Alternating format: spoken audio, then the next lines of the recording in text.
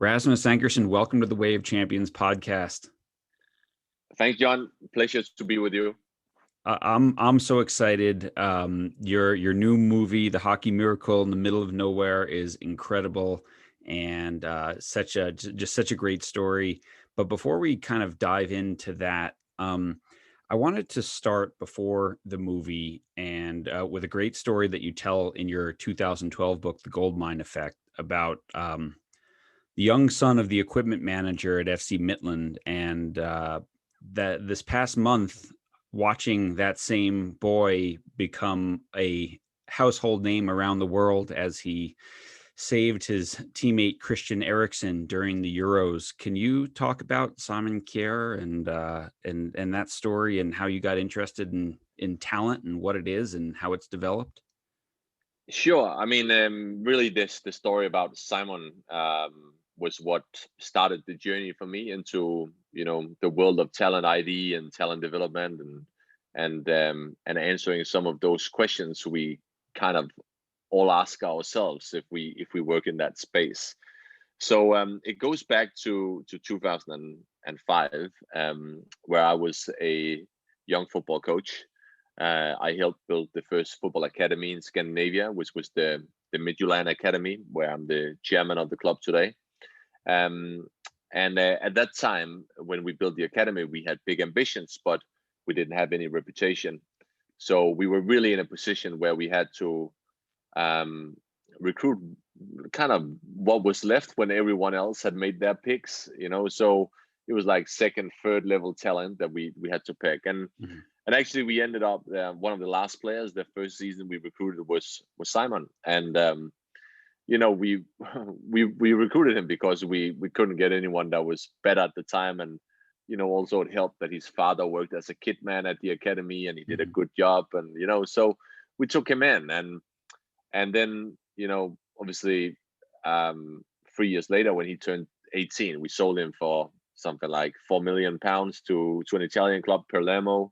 And his career really kicked on from that, and obviously he's the captain of the national team today, and as you say, like really became a household name after the leadership he showed during the Euros.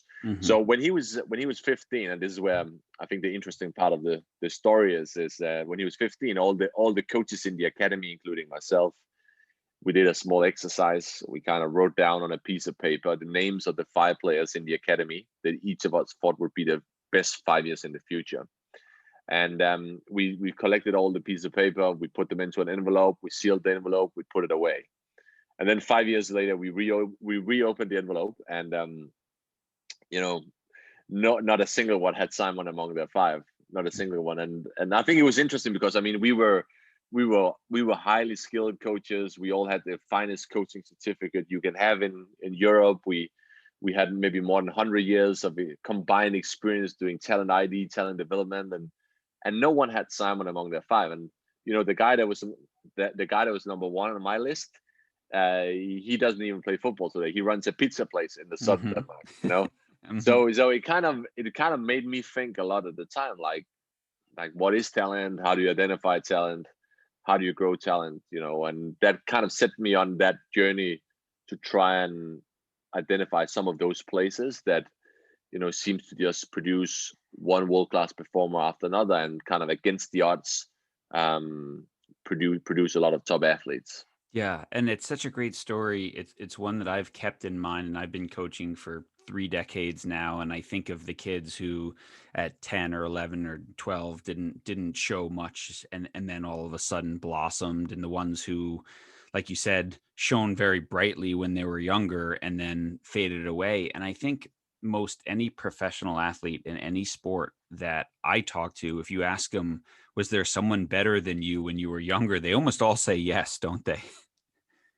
Yeah, it is very difficult. I mean, people have many different trajectories, and they mature psychologically, physiologically at different stages. So it's difficult. It's like being if you're an investor in a startup, you know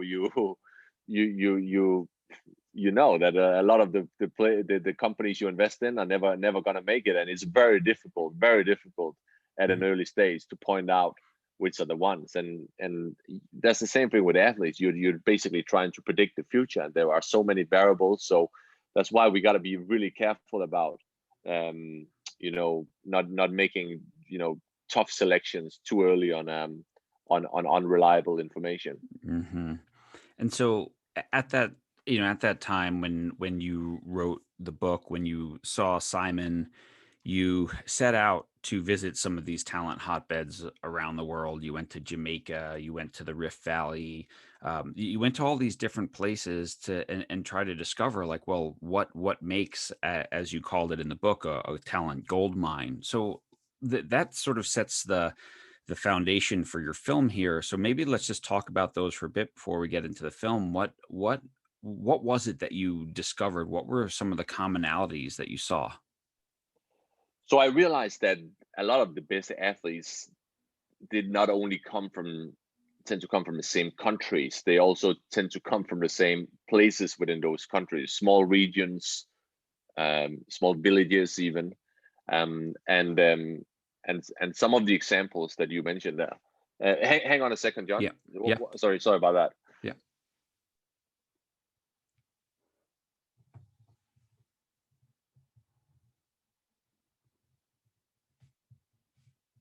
Sorry, it was just my daughter who came in here. I just had to.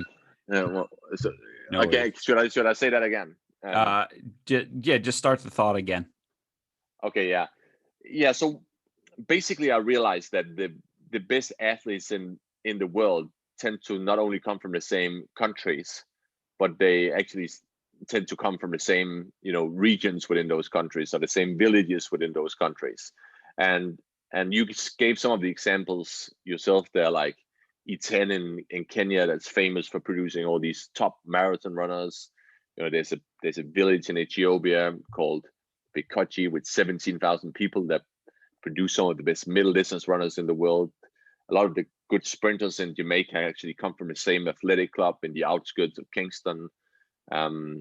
There's a small village in Sweden, up north Sweden, with 500 people that produce some of the best alpine skiers in the history. So I got really interested in why is it that they come from the same place? What kind of dynamic is in play here?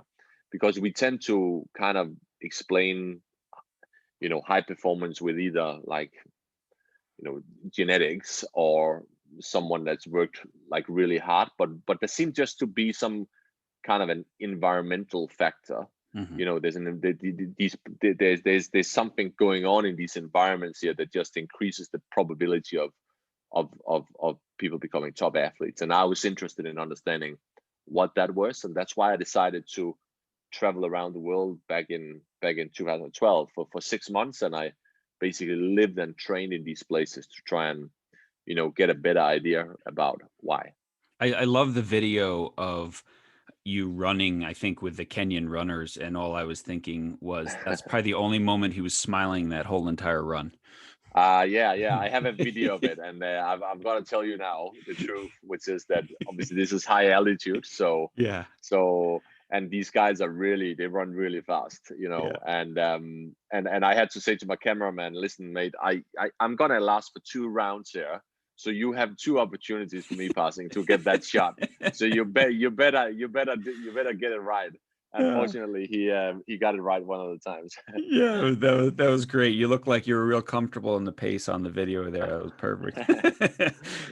Yeah, and so it's fascinating because you went and you did that trip. You write this book, and then this year, you come out with this movie because what you realized is you traveled around the world to find these talent hotbeds, and you didn't even really have to leave your hometown of Herning, Denmark, did you?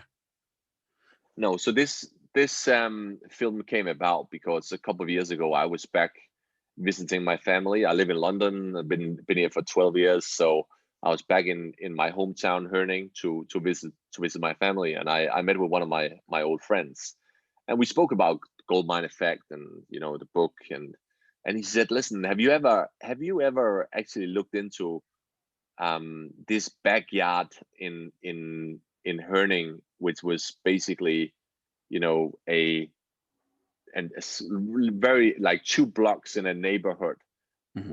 and people, there seemed to be a lot of like hockey players, ice hockey players that came out of there. So my town kind of won the first championship ever in Danish championship in 1973, Hmm. and half of that team came from that backyard, and so I went back after I spoke to him, and I said, listen, let me look into this. And the more I looked into this, the more crazy it became, really, because I realized that these players did really well.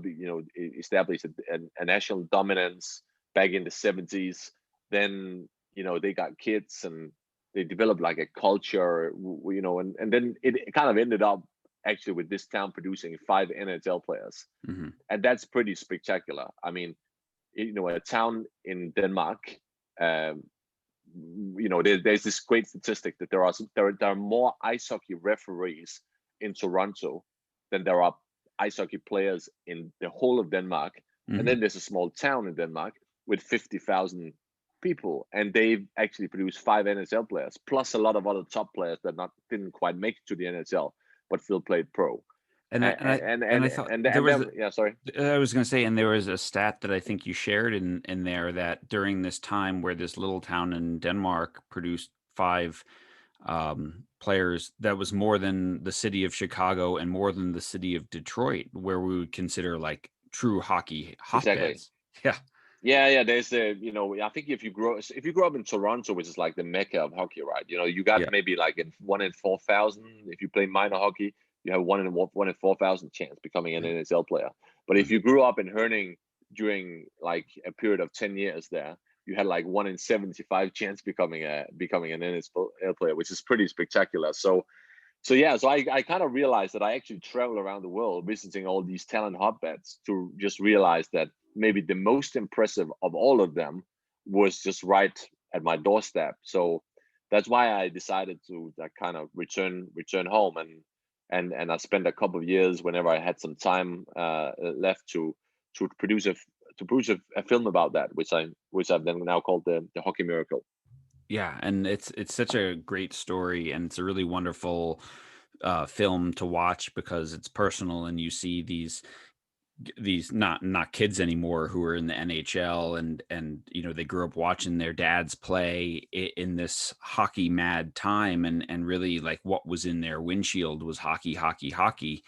And yeah, you had that whole hotbed right there. When I was watching it, I was thinking of all these other places. I don't know if you ever crossed paths with a book about a little town of 5,000 people called Norwich in Vermont, and they've Good sent about it, yeah. yeah, they've sent someone to every Olympics since 1972.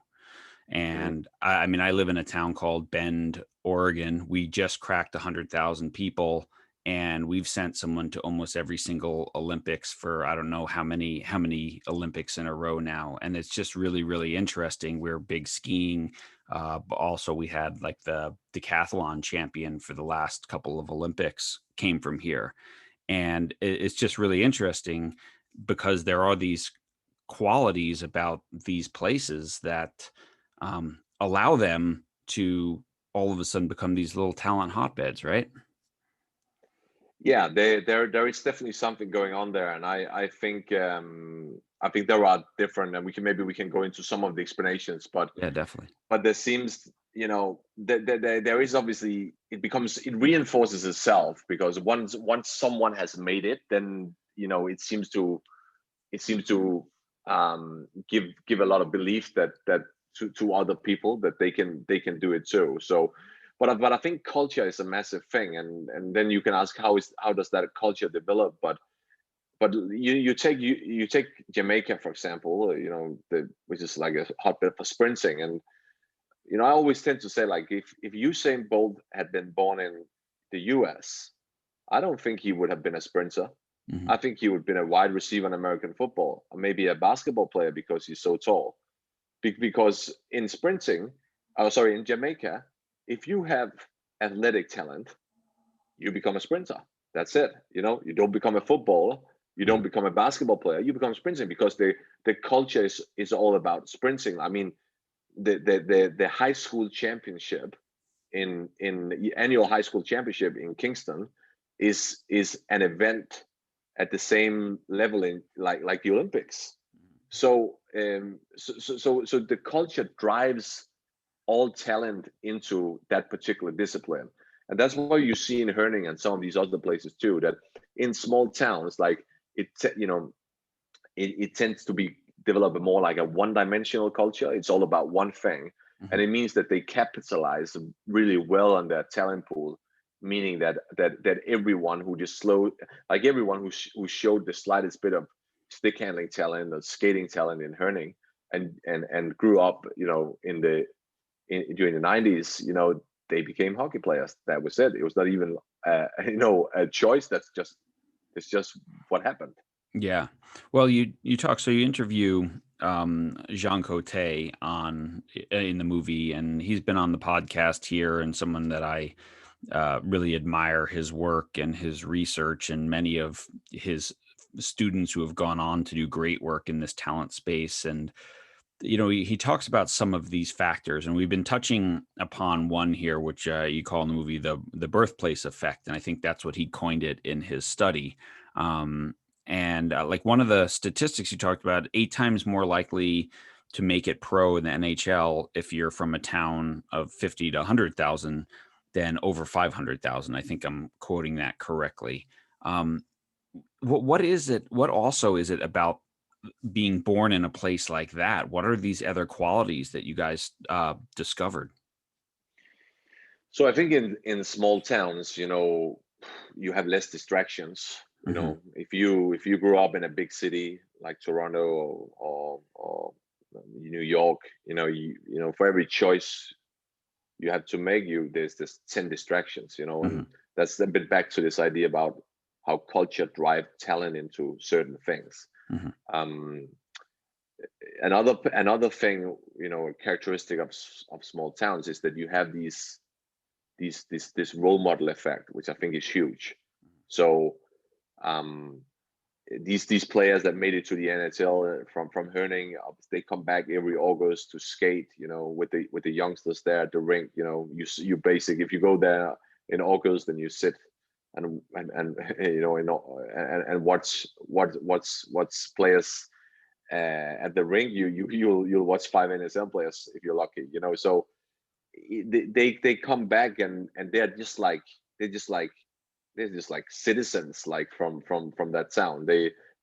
And this is, you can have role models that are distant, and they can be an inspiration to you. But role models really make a difference when they're close. And I saw that, like when I traveled around the world and did the Goldmine Effect, I saw that in all these places. I remember when I was in Itana in Kenya, and I remember arriving there, and I went for a jog like 30 minutes in the morning the day after I arrived. And I saw 3 world champions in 30 minutes. And that's the thing, right? If you run 10 strides behind the guy who won the world championship last year, there's a good chance you think, oh man, I can probably do that too one day. And this is what the proximity of role models do. It demystifies what it takes to be good. Because you see all the imperfections. You see, he gets tired sometimes. Actually, Frans Nielsen, who was the first NSL player to come out of Herning, the other guys thought, well, I play street hockey with him. I know his family. They just live in that house over there. So it becomes much more normal, and it gives a lot of belief that you can do it too. And I think that proximity is a huge explanation for why small towns are superior to big cities when it comes to developing top athletes. Yeah, and it kind of, it shows you how far the gap is, right? Like, wow, like you said, he's 10 strides ahead of me, but that's not that far. I can make up 10 strides versus he's on television somewhere. I don't really know how I compare to him or her. And yeah, it's such an interesting thing. When you say, well, I went to the same school and I know the family and my dad knows his dad or whatever, you really feel like that's doable because if someone else from here did it, I can do it too. Exactly. And that's why you see that outside sports too. Like if you look at Silicon Valley as an example, it's, one entrepreneur makes $1 billion business, it creates $1 billion business, and the other guys, oh, well, okay, I was in a meeting with him. He lives over there. It just becomes much more achievable to you. I think, you'll for Elon Musk is a great inspiration for a lot of people around the world. But if you live in Silicon Valley, you may see him at the coffee shop. You may see, and it just feels a lot more achievable. It doesn't make it feel easy, but it makes it feel it's hard, but it's achievable for me too. And I think that's probably the most important message to get in, consciously or unconsciously, if you want to do great things, whether you are an entrepreneur or you're an athlete. Yeah, and I think it's important, our audience here is coaches, and obviously some of them are parents as well. That if you are coaching some talented young children, or you have your own child who has dreams or aspirations, you have to try to find ways to find role models in close proximity. And it's funny, when you talk in the film about the August pickup games. I used to work at a university in Vermont in the US, which had a Mhm. terrific ice hockey program. And I coached soccer there. And I used to do what you did. I used to sit in the stands. It was every June, and all the NHL players from the school would come back and play pickup hockey. And we're talking about multiple Olympic gold medalists, NHL all stars. I mean, this was a who's who of hockey playing pickup games. And I used to sit in this empty arena by myself eating lunch, thinking to myself, where are all the youth hockey players right now? Like, Yeah. their stars are right here, and Mhm. I don't know, they're swimming in the lake or something. I'm Yeah. thinking in Herning, they'd be right there in the rink watching those guys play. Exactly. And I think you touched on a point there, which is also relevant, which is about like facilities and how you build facilities that facilitates these interactions between the stars and the upcoming ones, the youngsters. And I think that's also one of my points in the film, that today we tend to build fancy facilities that separates these guys from the rest. So basically, we want the first team over here, and they shouldn't be distracted by having to interact with younger athletes. So really, you see that especially in football, where I work a lot. You see these Premier League academies where there's no real interaction between first team and academy. Hmm. Even though they may be close in like physical proximity, though there's no the interactions don't happen, because we see that we don't want to distract these top athletes. They need to concentrate on winning games, and that's why they're here. And I just think that sacrifices a lot of this a good talent environment to an extent. And what you saw in Herning was that, because there were no like fancy facilities or modern facilities, there was really only a couple of dressing rooms, and they had to share those dressing rooms between the first team and everyone else.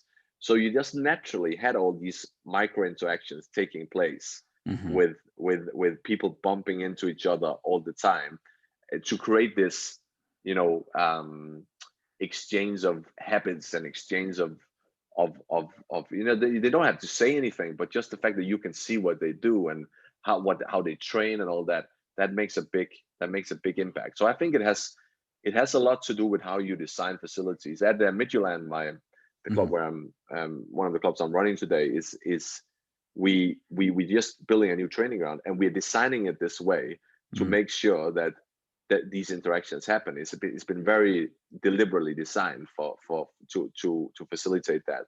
And I feel like that is, if you want to be a talent developer, you kind of have to think about that.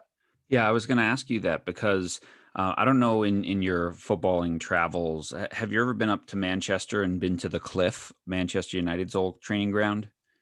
Now, I heard about it, but I've never been there myself. Yeah, it's brilliant. So now they have, obviously this beautiful facility at Carrington, but when you go to the Cliff, which is now where their real little kids train, and you go around there, I have some friends who work there and who played there, and you go to the Cliff. It's a tiny little facility, one or two fields, and the like you said, the training rooms it was one locker room that was shared by everyone, right? And back then, when you were a trainee, you were cleaning, Robson's boots or George Best's boots or Bobby Charlton's boots, or on up through Giggs and Beckham and all that. But when they were young kids, they were in that same locker room every day with their heroes. And, Alex Ferguson's office was this tiny little, I mean, it's probably half the size of my own office that I'm sitting in right now, right there in the locker room overlooking the field. And I was thinking of that and just saying, like, that's that proximity right there. You were there every day, watching them train, watching them behave, learning good habits, learning bad habits. But you saw it all, and how inspiring is that? And I think it's so incredible that what you're doing at Midland is to build a facility like that, because that's definitely going against the grain, because very few others are building facilities that say that connect their youth to their older players. Yeah, and I think the cliff is a great story to illustrate that. You'll What have we to did add at it to your list. I will for sure. What we did at Brentford, here in London was, a couple of years ago, we decided to go on with another youth model for various reasons. But Mhm. basically, we established a B team, which was like 16 to 19-year-old players. But one key thing was that we wanted them to be around the first team, follow even though they don't train together, they train at the same time as the first team. But also we leave, a few times where they train at different times, because then they can watch each other practice. But we have them in the canteen together, so they eat with them, and they have an opportunity to talk to them.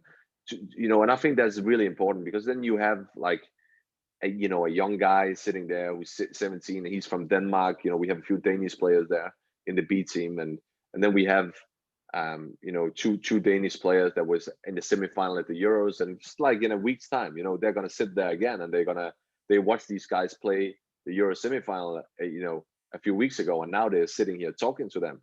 And I think that is super super important. And maybe if I had to pick one thing to say, like, if you want to design a good talent environment, this is what you should do. That would be the thing. Mhm. Yeah, it's such an amazing thing. When you talk to players, especially in football, because the way the system's set up, that they many times have the players all the way through from very young through to the first team, and they have that, right. When you talk to Manchester United greats, they talk about, what they learned from Eric Cantona, or what they learned watching Paul Scholes, or what they learned from that, and how influential that is. And it just amazes me how many of them now have not recognized that that wasn't something that just had a tiny influence. That's something that had a massive influence, because you can learn just as much about what it means to be a pro on the field as you can when you watch. Well, what do they eat? How do they sleep? How do they conduct themselves? All that sort of stuff Hmm. that goes Hmm. into being a pro mentality. And now all of a sudden we're cutting people off from that and turning it into some big secret. And I think it's a huge mistake. Yeah, it is. It is. It's something to be aware of. And unfortunately, it's not with elite sport today. It's not moving in the right direction when it comes to that. Mm. Good facilities can be a curse. It's often a curse, I think. And I think it's just one for all talent developments to consider, or maybe reconsider. Hmm. One of the other things you talk about in the film is design to give opportunities to people whose talent is not obvious in the Hmm. first place. And I think I don't know if you coined the term, but I think you were the first one who I heard use the idea of the talent that whispers, which has always stuck with me. So if it was your term, well done. Yeah. But yeah, talk about that and how important it is, like you said, not to decide too soon who's in and who's out. Yeah. So what happens often in small towns is that because you have a limited number of athletes, you have to maximize, the potential of everyone. You have to maximize your talent pool. And that means that you cannot just cut people, because then you don't have enough players to make, to have a team. So your focus is very different than if you are in like a big city like a Toronto or Montreal, where you have an abundance of talent available at your doorstep. So what you tend to do in a small town is you ask yourself, like, how can we make this like really interesting, like really fun to be a part of? What can we do to retain all these athletes for as long as possible? Yeah? And Mhm. that's very different to the question you ask yourself if you are a talent developer in a big city, typically, where Mhm. you say, oh, well, who's got it? We need to find out like who's the talented one and who's the one who's not going to make it. And then you end up cutting very early and at a stage where it's very, very difficult to see, who's going to be better in like 10 years time. Yeah? Mhm.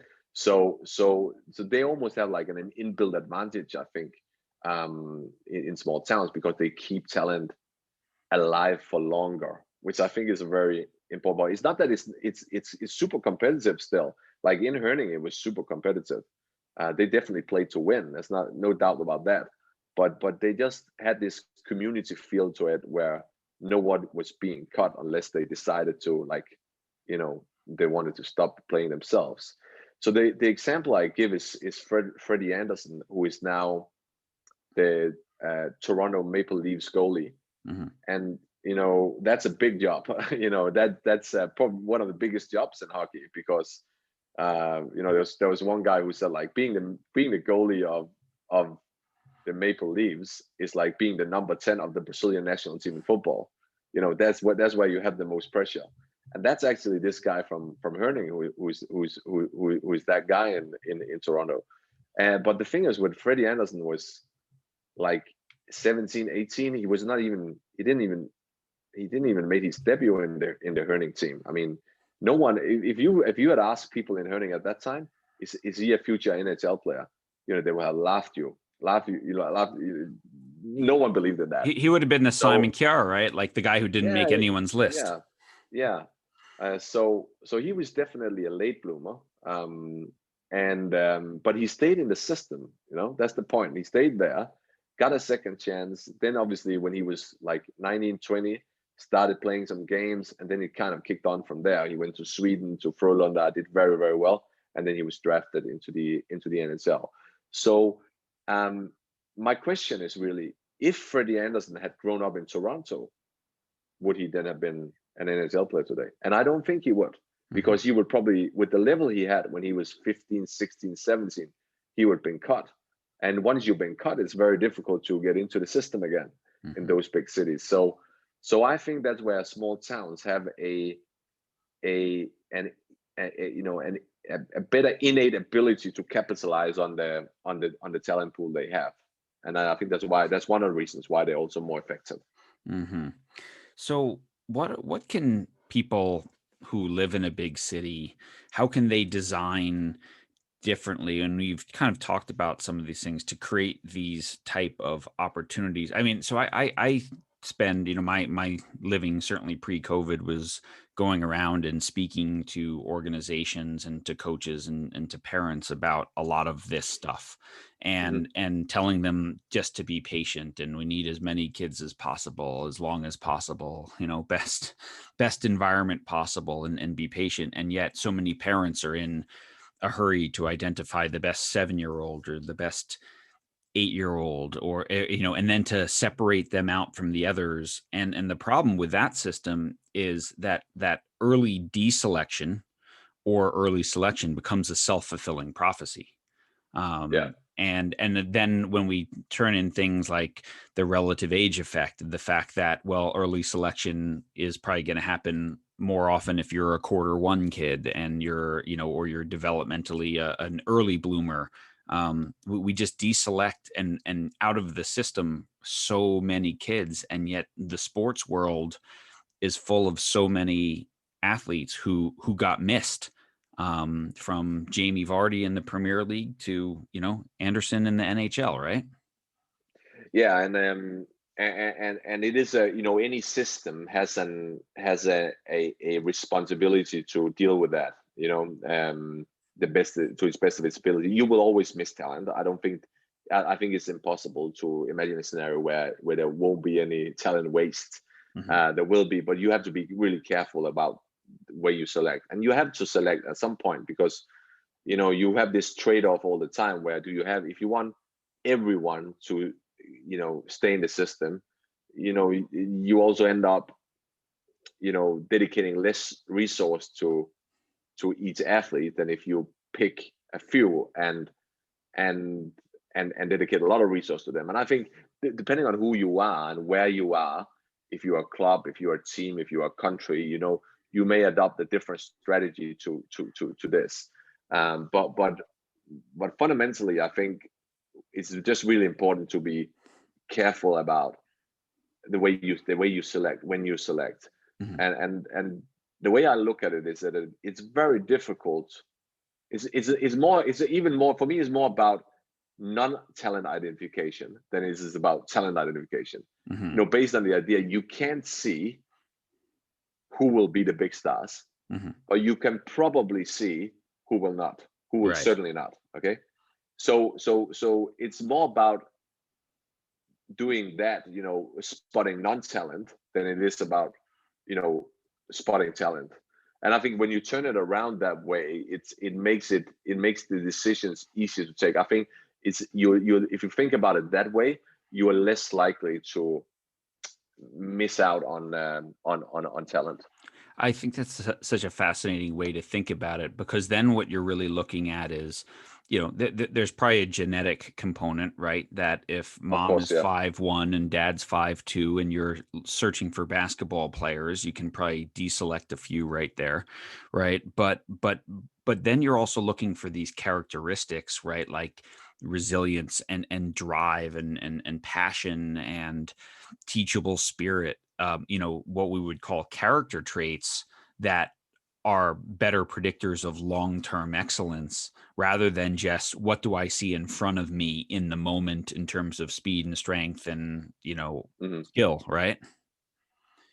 Yeah, no, and it has a lot to do with the incentives of the selector as well. Hmm. Because if your incentive is to get the best possible team now, you will pick the players that are best now. But if your incentive is, and that could be a financial incentive, it could be a like prestige incentive, it could be many different kinds of Right. incentives. Do I So want my yeah, 10-year-olds to win all their games?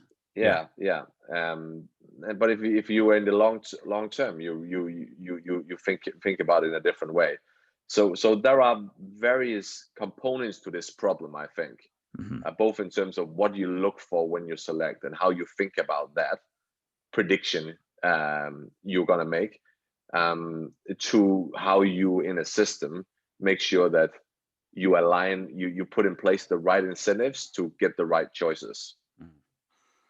So you talked a little bit about how you've taken everything you've learned in your coaching journey, and then obviously your deep dive into talent and what you've done with design, at both Brentford and at Midtjylland. And what I mean, I just want to kind of finish up and talk a little bit about Brentford. And first of all, congratulations. Yeah. I mean, promotion to the English Premier League is incredible.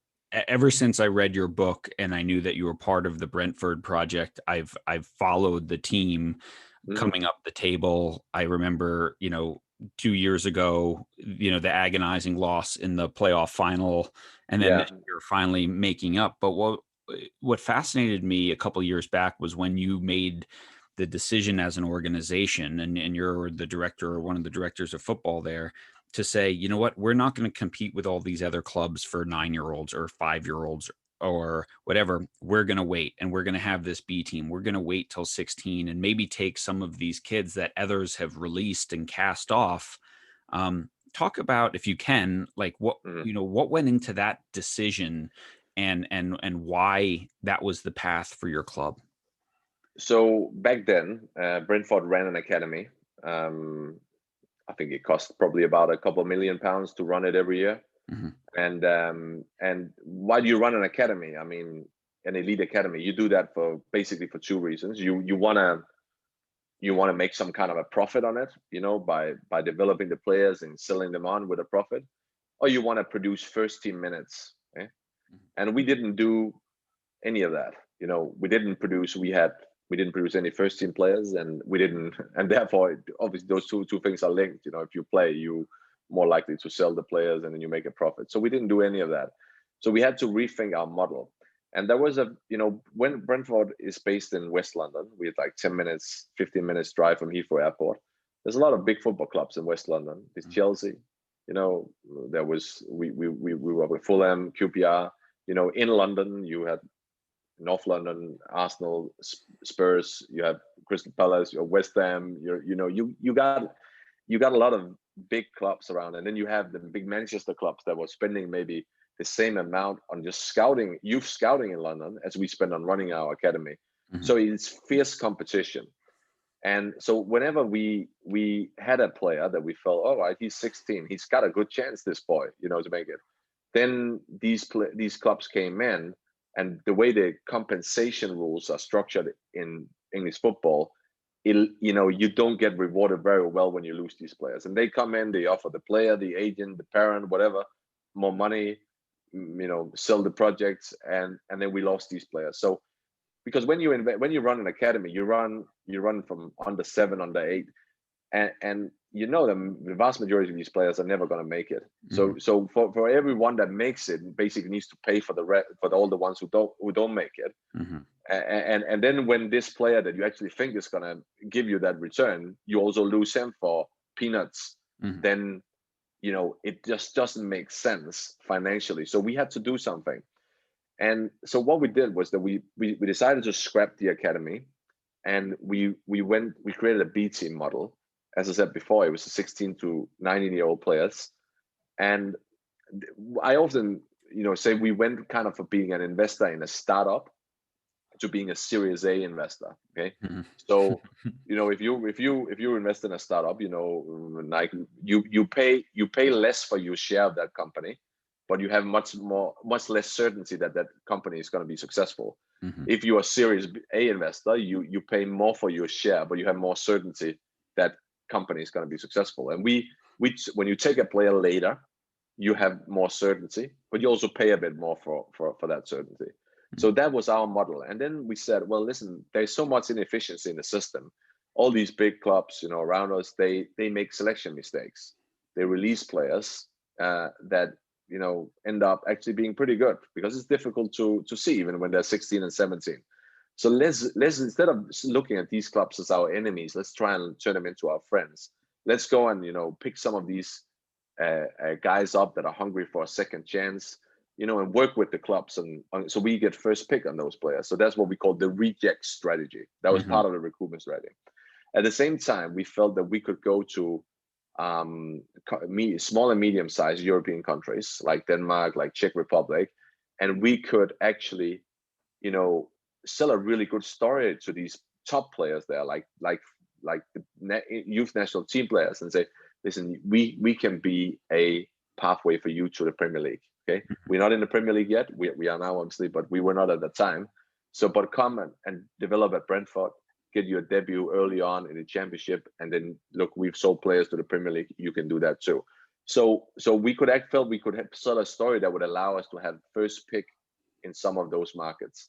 So we put that together. We created the B team, and it's been a great success for us. I mean, we actually, since we created that like 3 years ago, I think it is now, we had 25 debutants. 30% of the players we took in have got the first team debuts, and before we had none. Yeah.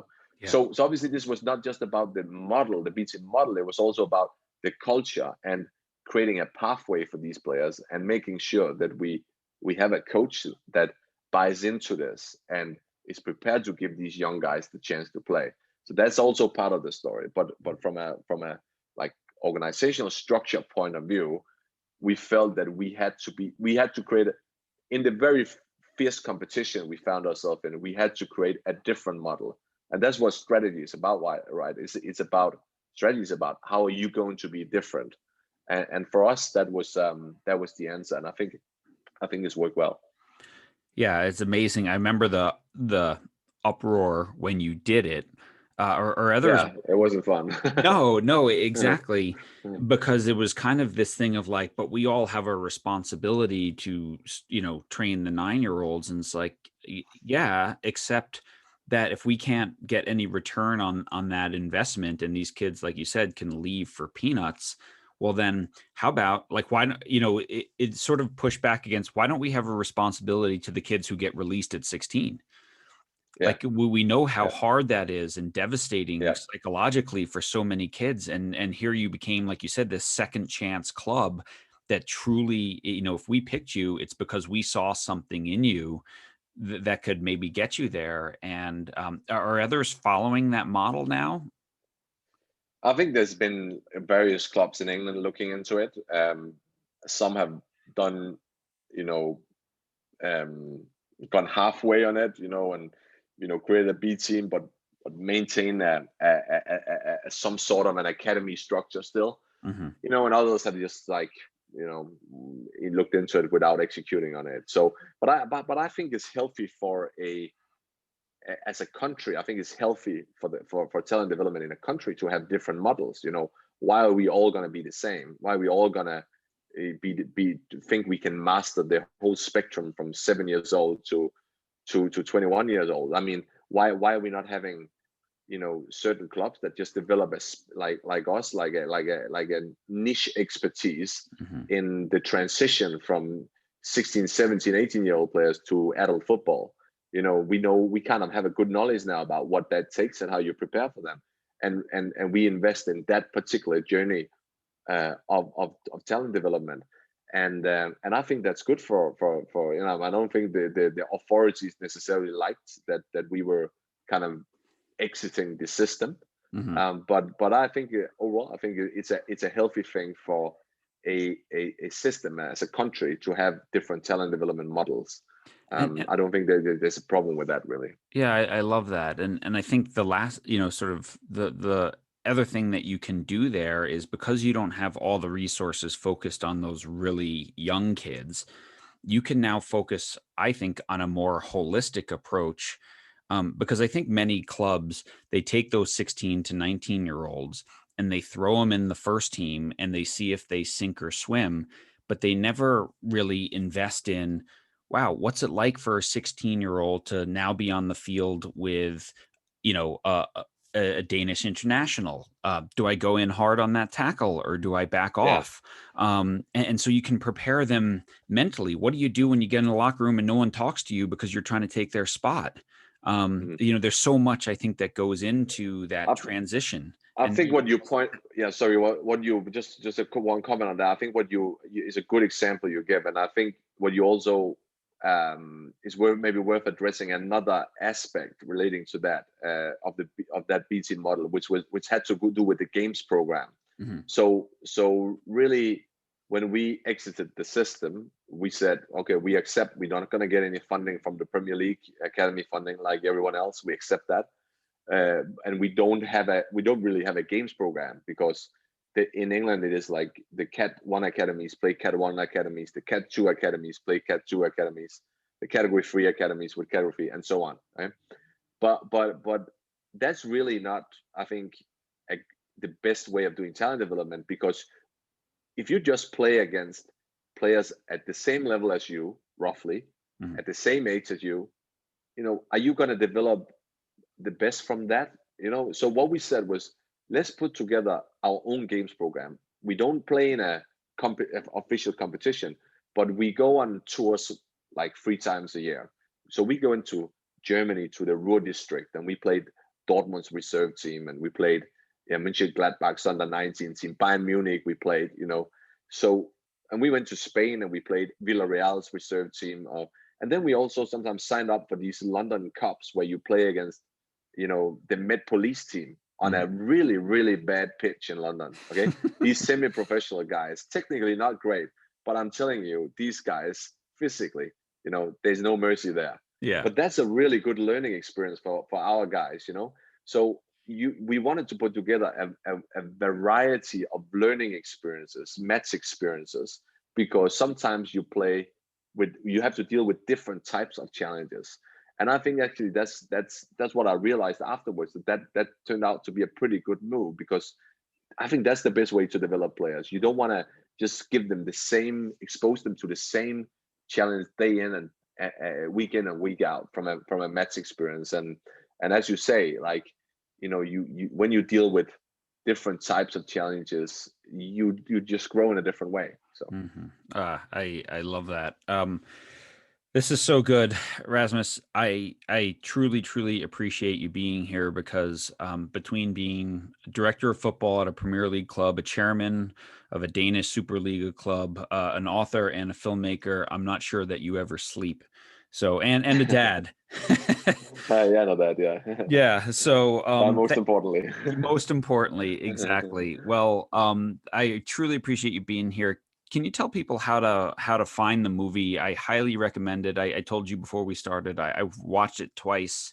It's so fascinating to me. We Thank hit you. on a lot of the high points here, but it's really, really well Yeah. done. And your books and your website and all that sort of stuff. How do they find you?